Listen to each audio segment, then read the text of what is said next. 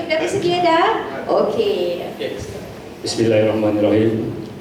Assalamualaikum warahmatullahi wabarakatuh. Rabbi shrah li sadri wa yassir li amri wahlul 'uqdatam min lisani yafqahu qawli. Masih kepada saudari pengurusi majlis yang dihormati para juri yang arif lagi bijaksana, pegawai daripada PPD Jasin, rakan-rakan peserta, rakan-rakan guru kaunseling serta para tetamu sekalian. Okey, sebelum saya teruskan kepada program yang amalan terbaik yang dijalankan di Sekolah Bahasa Mapenuh Integrasi Selanda. Okey, nama saya Cikgu Saiful. Okay. Kita pergi kepada pendahuluan. Okay, sebelum saya teruskan kepada program yang dinamakan program baru. Okay, kalau kita tengok situasi sekarang, okay, setiap hari boleh dikatakan setiap hari kita boleh dengar pelbagai isu-isu gejala salah laku di kalangan pelajar. Okay. Banyak sangat kita dengar melalui media massa, televisyen apa semua. Okay, kalau kita tengok baru-baru ni ada kes yang kes sekolah Tafiz dibakar. Itu pun dilakukan oleh bekas pelajar sekolah yang dibuang sekolah. Okay.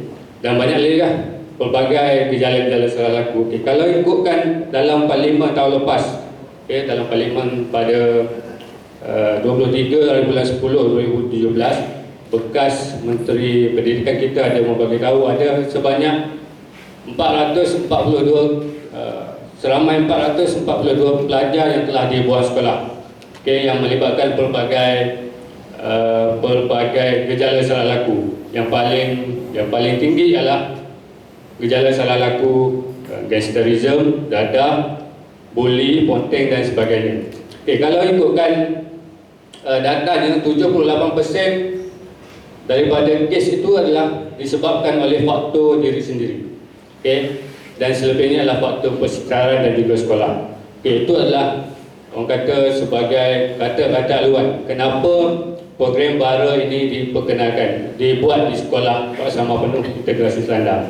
Okay, untuk pengetahuan semua, BARA adalah singkatan daripada Bantu Rakanku, iaitu salah satu program untuk guru kaunseling mengenal pasti secara lebih awal apakah gejala-gejala salah laku yang dilakukan oleh pelajar, yang pelajar itu berkecenderungan untuk melakukan. Okay. Itu adalah masuk BARA. BARA ini sebenarnya dah lama diperkenalkan di Sekolah Bahasa Mapenuh Integrasi Selanda, lebih kurang pada tahun 2007 lebih kurang. Pada masa itu kaunselor lama di sekolah itu iaitu Puan Mahfuzah, sekarang di Sekolah Menengah Sains Rembau, bersama dengan PKM masa itu iaitu Tuan Haji Barudin, iaitu pengetua sekarang lah. Okay. Dan nama BARA ini pun dicipta oleh kaunselor tersebut. Maksudnya ini adalah idea kaunselor bersama PKM pada masa itu dan diteruskan hingga sekarang. Okay. Okay, misi untuk program BARA ialah mewujudkan pengurusan kaunseling dan disiplin yang sistematik dan berkualiti untuk meningkatkan sasiah para pelajar. Okay, kalau kita tengok, nak tekankan di sini ialah sasiah para pelajar. Dan misinya ialah untuk mewujudkan suasana tanggungjawab bersama, membantu membantras salah laku secara berhemah dengan mengekalkan persekitaran yang selamat, kondusif dan saling hormat menghormati di kalangan pelajar di asrama ataupun di sekolah. Okey, maksudnya di sini ialah yang paling penting ialah tanggungjawab bersama. Apa yang saya nak tekankan di sini ialah semua komuniti di dalam Sekolah Bahasa Mapenuh Integrasi Selanda bertanggungjawab untuk mengengkang segala gejala sosial, gejala salah laku di kalangan pelajar, terutamanya daripada pelajar sendiri. Okay, sekejap lagi saya beritahu kenapa saya cakap daripada pelajar sendiri. Okey, maksudnya semua bertanggungjawab. Kalau nak kata enforce, semua bertanggungjawab pada makcik kantin, pembersihan, guru-guru terutamalah dan juga staf sokongan. Okey, seterusnya kita pergi kepada objektif. Okey, objektif ni kami guru kaunseling telah mengambilnya melalui pendekatan teori keperluan hierarki keperluan Maslow. Okey, kalau kita tengok objektifnya yang pertama ialah mengenal pasti pelajar yang mempunyai masalah gejala sosial untuk dibimbing. mewujudkan suasana yang harmoni dan bebas daripada suasana persekitaran negatif, terutamanya di asrama. Ini adalah keperluan keselamatan daripada Maslow. Mengurangkan masalah gejala sosial dalam kalangan pelajar, iaitu keperluan kasih sayang dan kepunyaan, dan seterusnya memberi penghargaan kepada pelajar yang berjaya mengubah tingkah laku negatif kepada tingkah laku positif. Ini pun adalah daripada Maslow, iaitu keperluan penghargaan diri. Sekejap lagi saya akan terangkan. Ini adalah hierarki Maslow. Biasa cikgu tuan-tuan pun boleh tahu apa itu keperluan fisiologi, keperluan keselamatan. Ini adalah teori yang kami gunakan di dalam program baru. Tetapi dalam teori, dalam sesi kaunseling individu atau kelompok, itu bergantung kepada kaunselor lah untuk menggunakan teori apa. Ini adalah carta alim macam mana program baru itu dijalankan. Yang pertama sekali, taklimat baru oleh penyelaras baru. Penyelaras baru ini biasanya guru badan dakwah ataupun kaunselor lah. Dalam taklimat ini yang paling penting. Di sinilah kita memainkan peranan untuk memberi taklimat kepada pelajar. Kenapa baru ini dijalankan dan macam mana dijalankan. Dan dalam taklimat ini kita akan bagi tahu kepada pelajar tidak boleh mengkhianati orang lain. Sekejap lagi saya akan beritahu kenapa. Dan yang kedua ialah pelajar mengisi borang bara. Okey. Sekejap Untuk borang bara,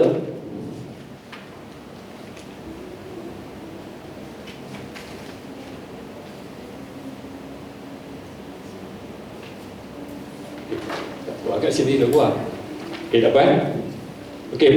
Borang bara, dalam borang bara kita akan bagi satu borang untuk pelajar mengisi apa kesalahan-kesalahan yang dilakukan oleh pelajar lain. Okey. Dan yang ketiga, kita akan analisis data daripada dapatan bara. Dan yang keempat, orang yang kena tuduh akan menandatangani aduan yang dilakukan oleh pelajar di hadapan PKM.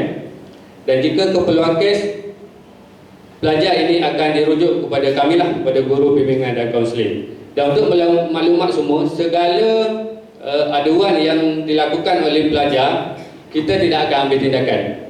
Maksudnya sekadar untuk maklumat guru bimbingan dan kaunseling. Okey. Kita akan ambil tindakan selepas dia melakukan langkah yang sama, tindakan yang sama, melakukan kesalahan yang sama. Okey.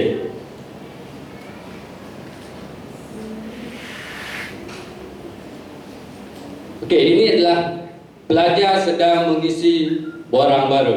Okey, susunannya pun kita aturkan, iaitu selang-seli di antara pelajar lelaki dan perempuan, supaya pelajar-pelajar ini tidak boleh berbincang. Contohnya, dia nak berbincang, dia nak kenakan kawan lain. Dalam taklimat tadi kita dah terangkan. Dalam taklimat ini kita terangkan melalui pendekatan Islam, bahayanya menganiaya orang lain. Okey,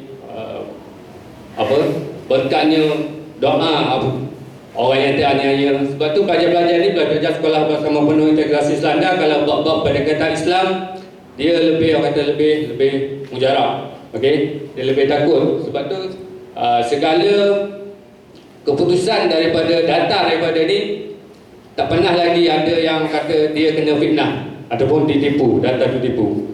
Okey. Okey, ini adalah contoh tuduhan-tuduhan yang diberikan kepada pelajar. Nama orang kena tuduh, okey, salah lakunya apa. Contohnya kalau salah lakunya, contohnya yang paling mudah kita ambil, yang banyak kita tunjuk, contohnya mencuri. Kalau dah pelajar ni dituduh ataupun menerima aduan daripada pelajar lain sebanyak 6 hingga 7 aduan, itu semestinya memang betul dia mencuri. Okey, tak pernah lagi ada sebelum ni ada 6-7 aduan dia kata fitnah, dan biasanya dia mengaku. Okey,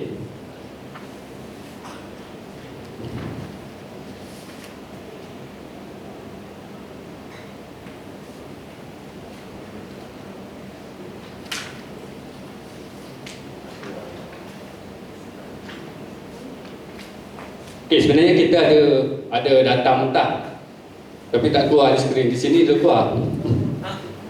Dekat laptop dia keluar, tapi di skrin tak keluar. Okey. Nanti saya akan tunjuklah data mentahnya. Okey, ini adalah data yang kita dapat pada tahun lepas, iaitu pada tahun 2017, iaitu data kes salah laku pelajar lelaki. Kalau kita tengok yang paling banyak adalah kes mencuri. Ini adalah data pelajar lelaki, iaitu sebanyak 35%. Jangan terkejut kalau saya kata di SBPI Selanda pun ada kes homoseksual. Okay. Saya sendiri pun berair mata bila menerima kes ini pada tahun lepas. Okay. Dan yang kedua yang paling banyak adalah kes buli, iaitu 30%. Kes couple, mencarut dan juga ponteng tasib. Ini adalah kes pelajar lelaki. Okay. Dan adalah kes pelajar perempuan. Yang paling banyak adalah kes couple. Okey, kes couple itu sebanyak 66%, mencuri 24%, meniru dalam pemeriksaan dan juga membawa telefon. Dalam sesi yang lepas saya ditanya kenapa yang perempuan tak balance dengan yang lelaki dari segi persennya. Okey, yang pertamanya sebab saya jawab yang lelaki ni dia tak suka nak cerita sangat.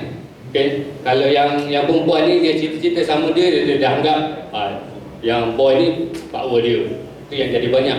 Dan yang keduanya, dia couple bukan dengan pelajar sekolah. Okay. Sebab tu yang perempuan lagi banyak persennya, lagi tinggi. Okey. Apabila kita sudah dapat data, okey, dah dapat data pelajar-pelajar yang melakukan gejala salah laku, kita akan terima dia sebagai klien kita lah, klien sebagai guru kaunseling. Yang paling utama sekali, kita akan untuk sesi kaunseling kita akan bagi dia borang inform consent. Okey, borang inform consent ni sangat penting. Okey, sebab ada kes sebelum ni di mahkamah, apabila berlaku kes mahkamah, pelajar tidak mengaku dia pernah menjalani sesi kaunseling bersama guru kaunseling. Jadi borang inform consent ni sangat penting untuk sebagai backup kepada kaunselor, menyatakan kita membuktikan kita dah menjalankan sesi kaunseling, sama ada individu, kelompok ataupun individu. Okey, yang kedua kita akan jalankan sesi kaunseling individu, kelompok. Lepas tu kita ni aturan biasa untuk seorang guru kaunseling, kerja buat kami sebagai seorang guru kaunseling. Okey, dan seterusnya tindakan klien, apa yang dia perlu buat, pemantauan dan seterusnya, kita akan tengoklah perubahannya macam mana. Okey. Okey, ini adalah impaknya. Impak daripada program baru. Yang pertama sekali ialah budaya backup dan ragging dapat dikurangkan. Kalau tuan-tuan dan puan-puan perasan, kalau di sekolah bersama, terutamanya sekolah bersama penuh, budaya backup dan ragging ni sangat orang kata sangat kuatlah. Sebab tu kita susah nak dapat maklumat daripada pelajar tentang gejala salah laku yang dilakukan oleh kawan-kawan dia. Sebabnya dia suka backup rakan dia. Melalui program baru ni kita dapat jungkir semua masalah-masalah yang berlaku. Yang kedua, masalah disiplin dapat dikurangkan. Yang ketiga, membantu meningkatkan kemenangan murid. Yang keempat, menyuburkan suasana hormat menghormati dengan pelajar. Dan yang kelima, kes-kes terpencil di asrama dapat dijungkir. Yang lagi saya akan tunjukkan impak-impak ini semua. Okey, ada gambar semua. Okey, ini adalah contoh kes terpencil selepas mendapat maklumat daripada program baru dan selepas menjalankan sesi kaunseling. Okey, kalau tuan-tuan tengok, ini adalah pelajar sekolah bersama penuh integrasi Selanda yang ada pelajar tahfiz, yang ada subjek agama. Tidak percaya Allah itu wujud. Saya sendiri pun terkejut. Okey, kalau tuan-tuan tengok, inilah kita dapatan pada tahun lepas. Kita dapat. Okey, kalau tuan-tuan boleh baca, selalu untuk tanya diri Allah tapi tak juga berhasil bila dia berdoa ke apa semua. Okey, terkejut saya dapat kes macam ni. Okey, untuk kes macam ni, intervensi yang saya buat lebih afdal orang kata menggunakan pendekatan Islam lah. Okey, kalau untuk kes macam ni kita bergantung pada kes. Kalau untuk mengikut jari. Okey, untuk kes macam ni, kes stres yang kita dapat menelan pil sebanyak 12 biji. Ini adalah orang kata emosi dia tak rasional. Maka kita boleh gunakan teori REBT. Okey, kalau orang kaunseling tahulah macam mana untuk gunakan teori REBT. Okey. Ini adalah contoh-contoh kes yang kita dapat.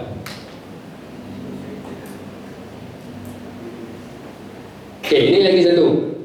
Pada tahun ini tingkatan 1 2018, dia macam berhalusinasi.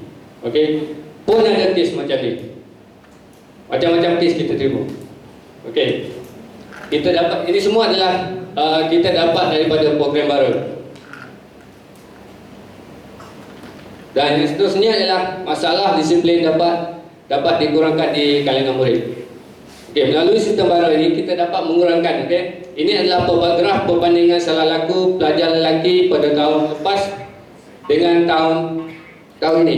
Okey, kalau untuk kes mencuri kita dah daripada 35% dah turun pada 30%. Okey, untuk kes homoseksual tahun ini kita belum ada lagi.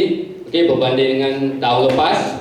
Okey, kes bully kita pun dah mula menurun, dan kes berpacaran tahun ini belum ada lagi sebab mungkin pelajar-pelajar tidak berani untuk melaporkan, sebab kita dah ambil tindakan-tindakan yang sewajarnya pada tahun lepas melalui program benci zina apa semualah. Okey, dan juga kes mencarut, ponting tasin, semuanya berkurangan. Okey, ini adalah impak daripada program baru melalui data untuk pelajar lelaki. Dan untuk pelajar perempuan pun alhamdulillah menurun. Okey, kalau tuan-tuan boleh tengok. Dan impak yang paling besar dalam akademik lah. Okey.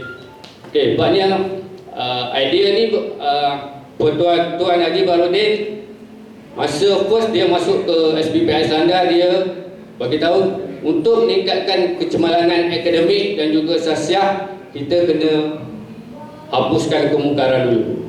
Okey, dan apabila keputusan result SPM tahun lepas keluar, perkara pertama yang sebut ialah ini adalah keberkatan daripada program yang kita jalankan. Okey, salah satu keberkatan program yang kita jalankan iaitu mencegah kemungkaran dulu. Okey. Okey, seterusnya ini adalah untuk membantu meningkatkan kemenyandian murid. Okey. Yang untuk pelajar ini saya akan terangkan sikit. Ini adalah Muhammad Afiq Nazmi bin Sulaiman. Okay, kalau semasa dia tingkatan 2, kalau siapa-siapa tanya Afiq, orang tak kenal. Tapi kalau orang sebut Jawa, orang kenal. Okay, nama glamournya Jawa. Dia pun suka orang panggil dia Jawa. Okay, ini adalah pelajar yang paling bermasalah semasa tingkatan 2. Ada je kes mencuri, ada dia. Ada kes lompat pagar, ada nama dia. Ada kes panjat pagar, panjat tangki air, nama dia. Okay, ada nama dia, adalah kesnya. Okey, macam-macam dia buat, tapi kita telah ambil dia sebagai satu model. Sebabnya dalam putusan PT3 ini melalui perkembangan diri klien lah, selepas sesi kaunseling melalui baru yang kita dapat, kes dia memang banyak. Dan keputusan pertengahan tahun baru ini dia dapat nombor 2 daripada satu batch, daripada 101 tingkatan 4. Sekarang dia belajar tingkatan 4. Dan setakat okey, ini adalah mungkin tuan-tuan dah tahu, ini yang mungkin pengetua bentang semalam buat di berwarna. Ini adalah rekod dia, rekod akademik dia. Okey, kalau biru tu dah A lah, B tu hijau tu B.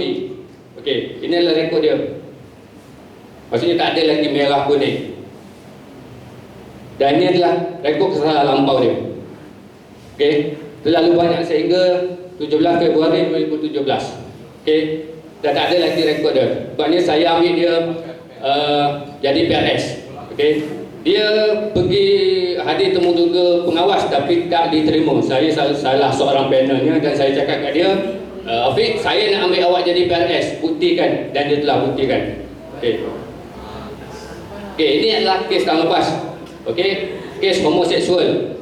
Okey, pelajar tingkatan 5 tahun lepas. Selepas menjalani sesi kaunseling dan pemantauan yang berterusan, alhamdulillah dia dapat keputusan 10A 1B, dan sekarang pengajian sekarang asasi bintang UKM. Okey, semasa dapat kes ni, mak bapak dia pun kita panggil lah. Okey, menangis. Saya pun tengok dramanya dan kita pemantauan sepenuhnya. Alhamdulillah sekarang ini dia dah doakan dia istiqomah sentiasa berubah lah. Okey. Okey, nilai tambah. Okey, untuk pelajar-pelajar yang tidak melakukan gejala sosial ataupun disiplin, CJ ni adalah kelakuan baik saja. Okey, tapi kalau untuk yang tidak lakukan salam berat, perbezaannya adalah kita akan tambah kelakuan terpuji. Adapun CJ anugerah emas perilaku terpuji. CJ ni sangat berguna. Kalau kita bawa dua orang pelajar yang dapat putusan yang sama pergi interview, dia akan pilih mana satu lah yang terbaik. Maksudnya kalau saya pilih yang ni. Okay. Kita ada kos yang diperlukan. Okey, hanya borang saja. Okey, ini adalah pengiktirafan mendapat sokongan penuh daripada guru-guru, PABG dan ibu bapa. Anugerah emas dalam persidangan pemimpin muda Islam SPP 2018 diiktiraf oleh Kementerian Pendidikan Malaysia. Okey, baru ini kita akan bentangkan dalam dialog prestasi. Okey, akademik dan sosial pelajar ibu bapa. Okey. Okey, ini adalah sijil. Sijil yang diberikan oleh Kementerian Pendidikan Malaysia oleh pelajar pun bentang program baru ini di dalam satu program persidangan pemimpin muda Islam kebangsaan. Ini adalah sijil yang diterima oleh pelajar anugerah emas. Okey, ini adalah pengetua telah membawa program baru ini telah diiktiraf oleh Kementerian Pendidikan Malaysia dan telah masuk dalam sinar harian dan juga dalam FM lah. Okey, inilah yang telah dibukukan, program baru yang telah dibukukan pengiktirafannya. Okey, itu saja daripada saya. Sekian, Assalamualaikum warahmatullahi wabarakatuh.